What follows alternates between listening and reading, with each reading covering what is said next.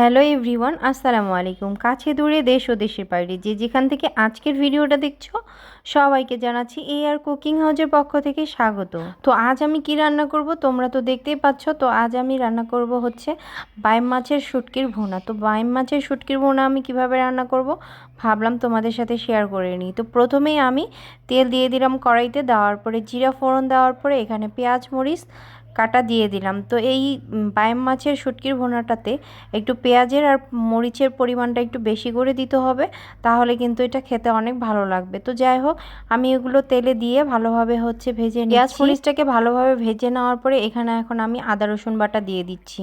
তো এইভাবে কিন্তু বাইম মাছের হচ্ছে শুটকির ভুনা করলে আদা রসুনটা কিন্তু মাস্ট বি দিতেই হবে, তাহলে কিন্তু এটা হচ্ছে খেতে একটু গন্ধ লাগবে। তো যাই হোক, আদা রসুনের ফ্লেভারটা দিলে এটা একটা শাহি শাহি ফ্লেভার হবে আর মাংসের মতো একটা ঘ্রাণ হবে। তো যাই হোক, আমার পেঁয়াজ মরিচটা কিন্তু সুন্দর করে একটা ভাজা হয়ে গিয়েছে আর খুব সুন্দর একটা ঘ্রাণ আসতেছে।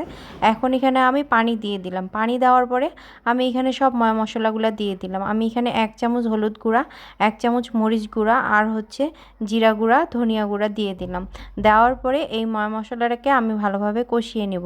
আর সর্বোপরি আমি এখানে তেজপাতা আর সাদা গোটা দিয়ে দিলাম। মশলাটা দেওয়ার কারণ এই শুটকির ভুনাটাতে কিন্তু মশলা দিলে খেতে স্বাদটা অনেক দ্বিগুণ বেড়ে যাবে। তো যাই হোক, এই তো মরিচ পেঁয়াজটা ভালোভাবে আমি কষিয়ে নিচ্ছি। নেওয়ার পরে এখানে আমি আস্ত রসুন দিয়ে দিলাম। এইভাবে শুটকির ভুনা করলে এভাবে তোমরা আস্ত রসুন দিও। আর যখন এই শুটকিটা সিদ্ধ হয়ে আসে আর হচ্ছে রসুনটাও তার সাথে সিদ্ধ হয়ে আসে, ভাতের সাথে কিন্তু এই রসুনটা খেতে মাশাল্লাহ অনেক টেস্টি লাগে। তো যাই হোক, আমি আগে থেকেই শুটকিগুলোকে কেটে ভালোভাবে গরম পানি দিয়ে ভালোভাবে পরিষ্কার করে নিয়েছি। তো আমি কিন্তু এখানে এখন পর্যন্ত কোনো লবণ ব্যবহার করিনি, কারণ এই শুটকিগুলোতে কিন্তু প্রচুর পরিমাণে লবণ দেওয়া থাকে। তোমরা কিন্তু আগেই কখনো লবণ দিতে যাবে না। তো আমি হচ্ছে এটা টেস্ট করে তারপরে লবণটা দেওয়ার চেষ্টা করব। তো এই তো আমি এগুলো ভালোভাবে এভাবে কষিয়ে নিব, বন্ধুরা দেখতেই পাচ্ছ। আর এটা কিন্তু কষানোর উপরেই এটা টেস্টটা আসবে। এটা হচ্ছে যেহেতু সামুদ্রিক হচ্ছে শুটকি, তো এটা কষানোর উপরেই টেস্ট আসে।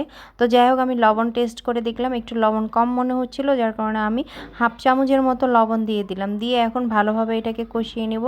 আর হ্যাঁ বন্ধুরা, বলেই রাখি এরই মধ্যে এখানে কিন্তু আমি ভালোভাবে এটাকে পানি দিয়ে সিদ্ধ করে নিয়েছিলাম। সেটা কিন্তু হচ্ছে আমি ভিডিও করতে ভুলে গেছিলাম, মানে হচ্ছে ভিডিওটা অন করতে ভুলে গেছিলাম। যাই হোক, তো এখন আমি এটাকে ভালোভাবে এভাবে কষা কষা করে মানে ভুনা ভুনা করে এটাকে আমি নামিয়ে নিব। নিচে কিন্তু একটু পানি পানি ভাব আছে, এটাকে আমি ভালোভাবে একটু হচ্ছে কমিয়ে নেওয়ার পরে এটাকে আমি জিরা গুঁড়া দিয়ে নামিয়ে নেব। আর এটা কিন্তু খেতে মাশাল্লাহ অনেক টেস্টি ছিল, যেহেতু এটা সামুদ্রিক হচ্ছে শুটকি ছিল। আর সামুদ্রিক শুটকিগুলো কিন্তু আসলে খেতে মাশাল্লাহ অনেক টেস্ট বন্ধুরা। তো আমার শুটকির ভুনাটা তোমাদের কাছে কেমন লেগেছে অবশ্যই তোমরা কমেন্টে জানাতে ভুলবে না কিন্তু। আর হ্যাঁ, আমার ভিডিওগুলো যদি তোমাদের ভালো লেগে থাকে অবশ্যই ভিডিওগুলো লাইক কমেন্ট শেয়ার করে পাশেই থাকবে।